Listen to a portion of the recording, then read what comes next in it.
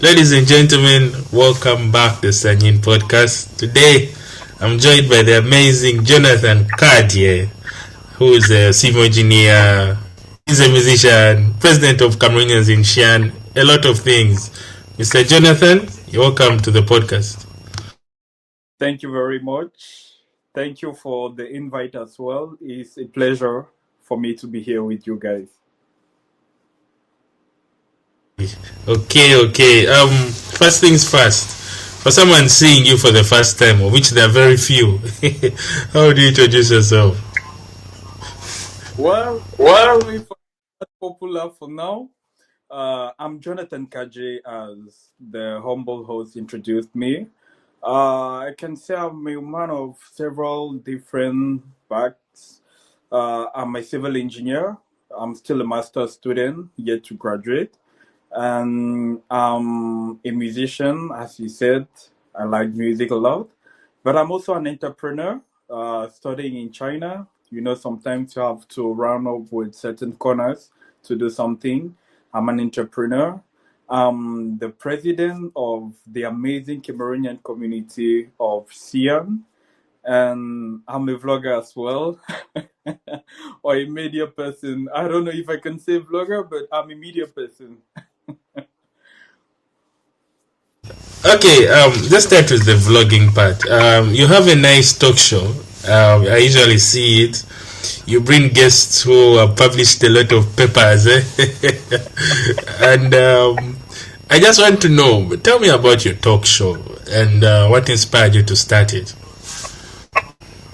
Well, this talk show is, I don't know, it's just an amazing platform. In fact, what inspired me to start it, I noticed something in China. We're international students here, and I noticed a kind of solitary lifestyle of international students where we come here, we live by communities, where maybe there is the West African, the French, the francophone and everything. And I had some difficulties in my bachelor's where I knew some certain things, and I find people around me needing the things I knew, but I could not give it to them because we were not friends. I also saw some people that were kind of good at doing different things. Let's say, for example, softwares in the class. You know that this friend of yours can help the whole class and everything, but because it is kind of community separated, the person doesn't have the platform. So that is what sprouted. Actually, I can come up with a platform where different people can come up with different ideas,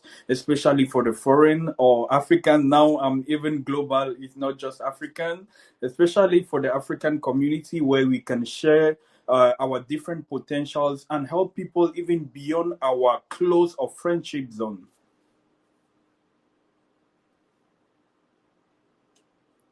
And so, I usually see that you host people who are quite successful in academia or entrepreneurship. Is that a niche you really like to highlight?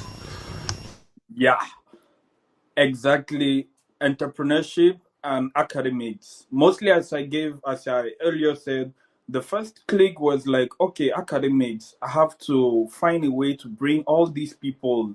If you check on my platform records, maybe publishing, good at speaking, good at doing something, good at doing this, good in softwares and everything. Even in the upcoming guests that will be coming this year, there are actually a lot. They are good at doing something and they are coming to share. Entrepreneurship is also another part because I think in the world where we are going today, uh, being goal driven and having that scheme of entrepreneur is a must for everybody, whether you're a worker or not. Nice. I really like your platform. But I also want to ask this question. In the times that you've had your guests, is there a particular guest you've been like, yeah, this one is really inspiring? I think so. All the guests have been so much inspiring. But if I can list some of my few best experiences that I've had, there is Miss Parfida, who published a lot of papers. I think maybe close to 40 or something like that, or 20 something. I don't remember very well. It was an amazing experience. It was because something people don't know is that what I'm doing, I'm not just doing it for others, I'm doing it for I myself. I'm the first product, I'm my first fan, I'm the first product of my own podcast. And coming out of that kind of reshaped my studies, it kind of reshaped my own research, in which I was kind of a little bit stuck, but exchanging with her and everything, I myself, I was first of all helped before even helping others. That was an amazing experience. Same as the most recent one I did with the Chinese HSK6 student. It was an amazing experience because it was a point where okay, I know a little bit quite some Chinese, but I want to move to another level. And sometimes we need the kind of push. So having him exchanging, I was like, oh, this person sitting around me is just somebody like me doing this. And then the next thing, the same week after him, I registered for a Chinese class and then I started doing to upgrade to another level. Nice, nice. I like the way you say you're the first fan of your work. That is amazing. But did you ever think your podcast or your platform would blow the way it has blown? Because just me, everybody I know knows your platform. I haven't found somebody who does not know. Did you ever think it would blow? I'm even shocked you saying that everybody knows. In fact, I never knew. I was shocked. An experience that kind of made me know that I was a little bit known in China. I can't say too much. I have a friend in Guangzhou who told me, okay, my wife saw you on a platform and then she showed the video to me. Is it you? Then I was like, oh my God. I thought my video was just limited to my city. If people in Guangzhou, in Jinzhou, here and there, I when I started it, I never knew it would blow or this fast. Like I never knew it would go really nationwide or worldwide this fast. I never had the idea. My main idea was okay, the people around me, we need to gain something. We need to open up. I need to create a platform for us to gain. And then it just blew up. Wow, wow, nice. And someone listening to your story in terms of podcasting and media may want to ask, what are those tips that have helped you move forward in media and podcasting, that have helped you grow? Then maybe you can share with a fellow content creator who's listening in. It is starting for if I can say I will start maybe with those that are willing to be content creators before coming to content creators. It is starting today and starting now. If you wait till you get the proper equipment or maybe you get the proper story completely, you are gonna you're never gonna start if you wait till perfection, because I myself I think I'm somebody that likes perfection. So I was at this point where if I'm not sure that something is gonna be perfect, I'll better not do it. Meanwhile, we get perfect as like along the way. You will never get perfect on the first day. You will never get perfect on the second day. You can never see, if you're waiting to see the full steps of a ladder, then you would never get up there. You see, when you're climbing a ladder, your focus is faced on the first step. Then the more you move, the more your focus is going up with the ladder. So if you just keep looking up, so the first advice is to start now, no matter what, whether you have a good equipment or not. And to fellow content creators, is the point of execution. I can say, laying aside that. Let me speak. I like taking examples on I myself because I'm still going through the process. I am a very shy person. People don't even know. Before coming online, I was a very, very shy person. So there was always this idea, and I think even having spoken with different content creators, even today, I met with some media team of my school. There's always that idea of what I'm doing, how are people viewing me? No matter how much you go, you always ask yourself, is it really good? What I'm talking, am I talking sense? Am I making sense? What if I made a mistake? What if I did this? What if I did that? So it's just going and going and going until the point where you yourself, you look behind and you see the difference. Like just moving forward. Okay, and there is this criticism. I think one of your work stands out, and I think that's why many of our listeners voted for you to come on this podcast. Is that many people got fed up with African content creators on which are just dancing, and they're like, "Where is that substantial content online?" And many people recommended your platform.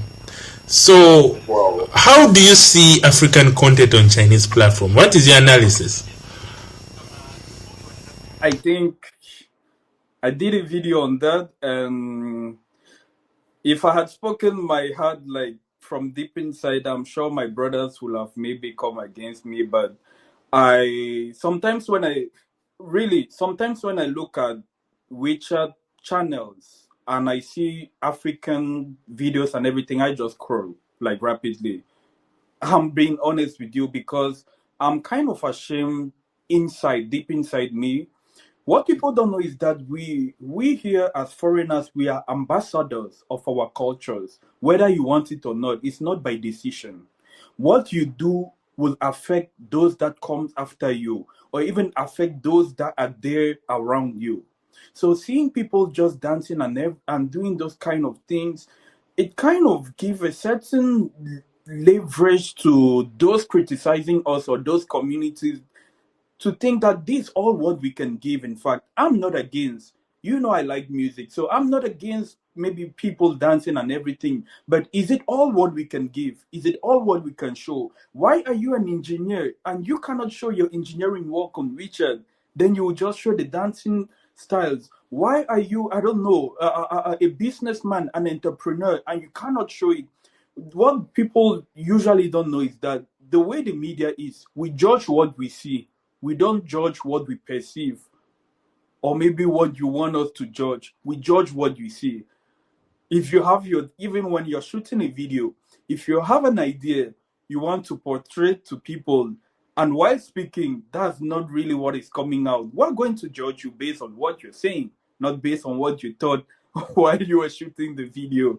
So I'm really fed up a little bit, and I hope it can change. I hope we can bring something we can kind of lift up a little bit the standards and the way other community view Africans, because I believe we have a lot.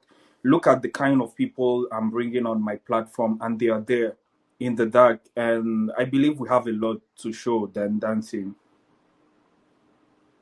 Nice, indeed. Indeed, you're making impact because many of our listeners were like, your content stands out on Chinese platforms, so you're really on track. I hope others follow your direction. Let me go to another aspect of your career, your musician career. I haven't seen any of your songs though. We did some groundwork on you, but we didn't see any of your songs. So tell me about your music. Well, the kind of music I'm most of an instrumentalist. Maybe musician is too much. I'm an instrumentalist. I play guitar. I'm also a little bit into drums, but my main thing is guitar. And I have a couple of videos. You see, now what my brothers are doing kind of affects me because sometimes I'm scared. Like, what if I'm sharing this aspect of me? Will I not be? You see, but I think I've posted maybe one or two of those videos on YouTube, but on WeChat, I'm really scared and skeptical about posting such because I'm like, oh, maybe I want to show so that we can have this aspect, but because everybody is doing it, will I not be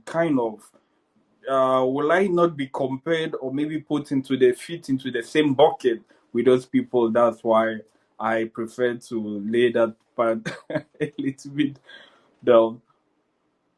Nice, nice, nice, nice.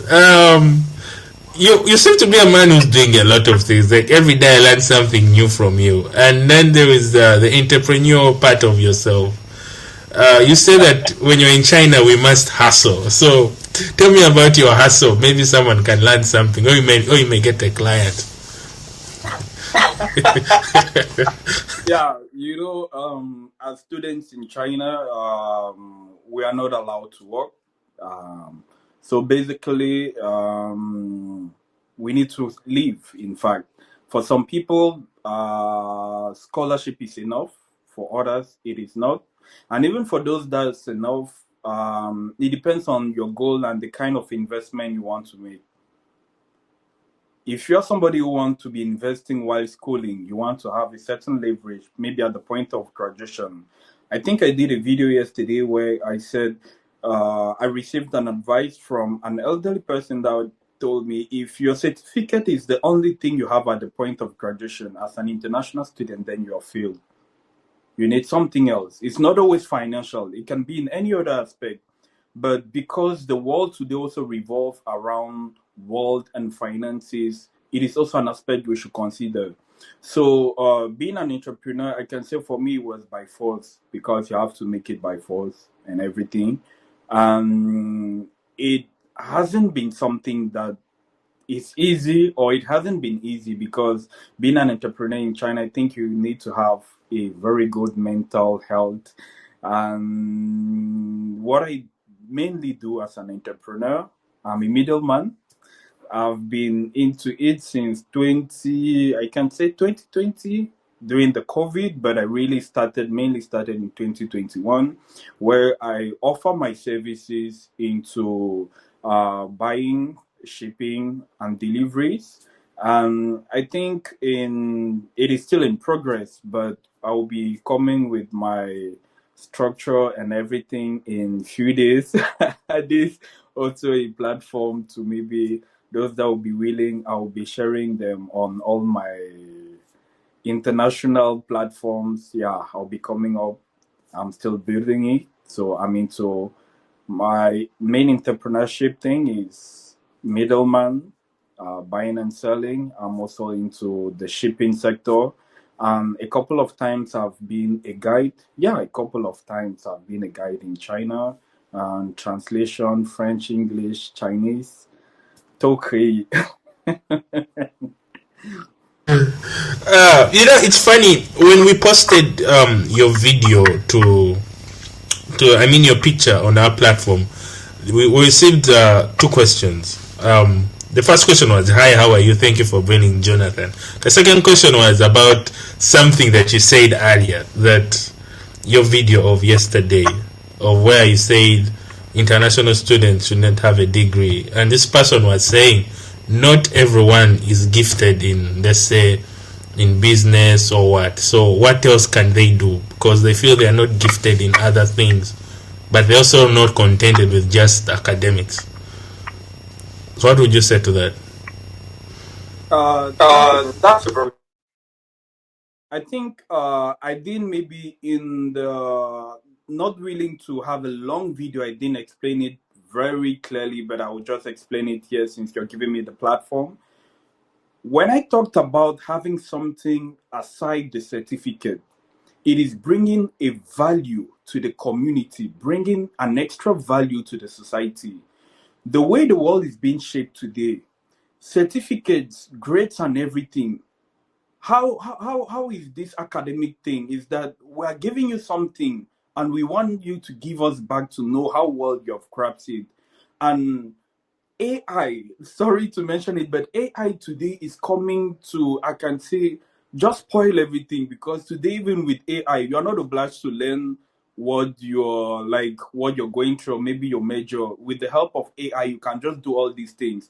I was sitting there all the time last time, and I was thinking maybe in 100 years, people will have the same mindset if we don't try to think of our own talents and what we can bring to the community. In 100 years, 90% of the world will have the same mindset, because everybody will have relied on AI, using AI to do our thesis, using AI to think, using AI to ask questions, and everybody will be thinking the same way. So now all the earth will be dumb and we'll just be turning around. So I think one can bring in, aside from academics, aside from finances, one can bring in like a platform like this podcast.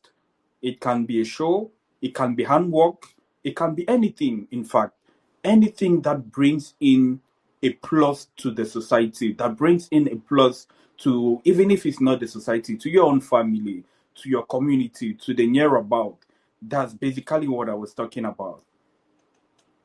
Okay, okay. I think the person was saying that maybe they're not good at business, and maybe they thought your message was Tando. If you can't get, just do business. But you've explained it very, very well. Thank you, Jonathan. And then the thing about your leadership, Cameroonian Association in Wuhan. Tell me about it, Mr. Oh, President. the Cameroonian Association of Sian is a very wonderful community. First of all, I would like to use your platform to do a big shout out to my team, my executive team. Like what I've learned, this is not the first time I'm a leader. I'm a leader since 2020. I've occupied different leadership positions, whether school and every kind of organizations, in fact, in China. But with this particular big and large community, I've learned that the quality of the impact you have also in the community depends on the type and the quality of those surrounding you. It depends on the quality of your executive members, because no matter how goal driven you are, I've been in places or positions where I'm somebody, I like moving. When I'm carrying something, I'll do this, I'll do that. And if I'm telling you something, you don't want to do it, I'll just put you aside and I'll end up doing it. But having this executive with the Cameroonian community of Sian, I've just been amazed. Like, as so far as you keep giving birth to ideas and projects, they are just there to help you push it forward and everything. So it's a wonderful community. Nice, nice, nice. And well, for someone in Xi'an and with Cameroon who's listening in, how can they get in contact with your association? We came up with a WeChat panel. We opened the WeChat channel. I think that was maybe in October, September, something like that. Recently, we opened, so you can just type Kamer Cian, Camer Cian, and then you just text or send a DM to that channel. We'll definitely joyfully contact you back. And in case maybe you do not manage to find Kamesian, you can search for Jonathan Kadje. You send me a direct message on WeChat. I will be well glad to introduce you to the community.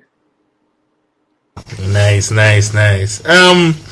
One of my final questions to you would be for the youth, African youth listening in right now, to you, Mr. Jonathan. You're doing amazing work. You're a vlogger, entrepreneur, musician, all these things, Mr. President. What advice would you give them?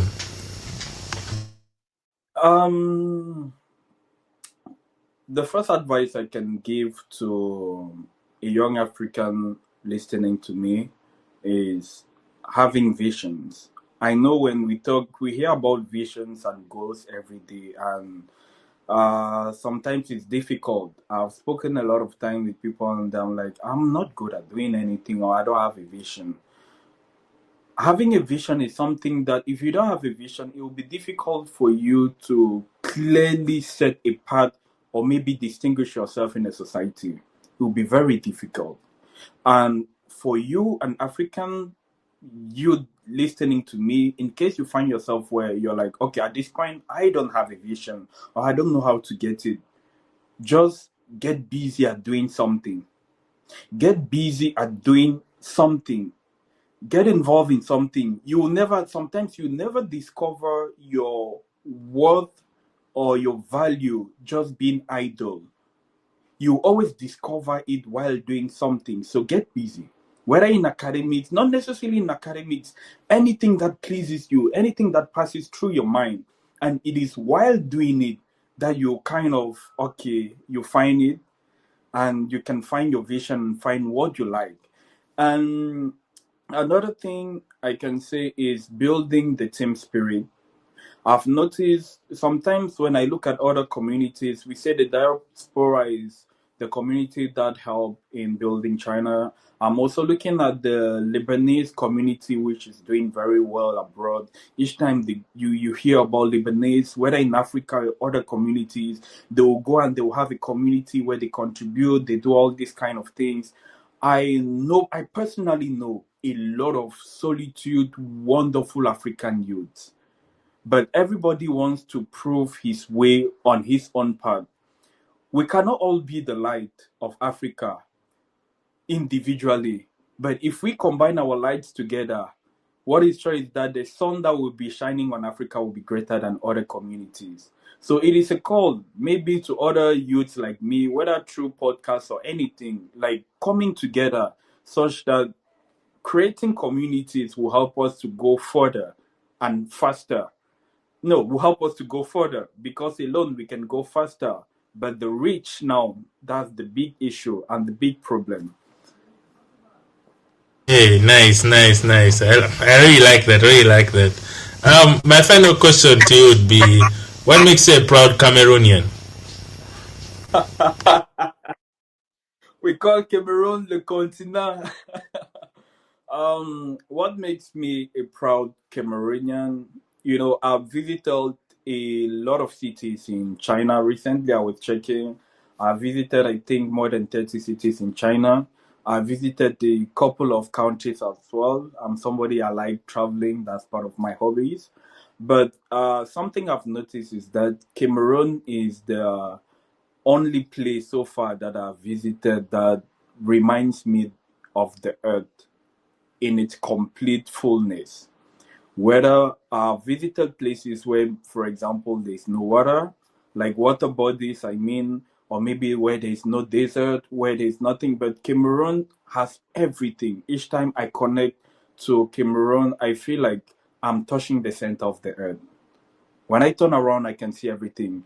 If I need the forest, I can see it. If I need the animals, the wilds, I can see it. If I need the water bodies, the sanaga, and everything, it has everything. That's why we call Cameroon a continent. Africa in Africa made little because it has everything, and I'm just so proud of it. That's part of my pride. Thank you, thank you. Thank you, Mr. Jonathan, for passing by. We truly, truly appreciate you. Thank you so much. Thank you so much. Thank you so much. I was shocked when I received the invite. I was like, oh my God. So people know me out there. It's really a pleasure. And I hope our discussion will help at least one or two people or even more out there. Really, thank you. Thank you for the platform. And I hope to meet you on a future occasion.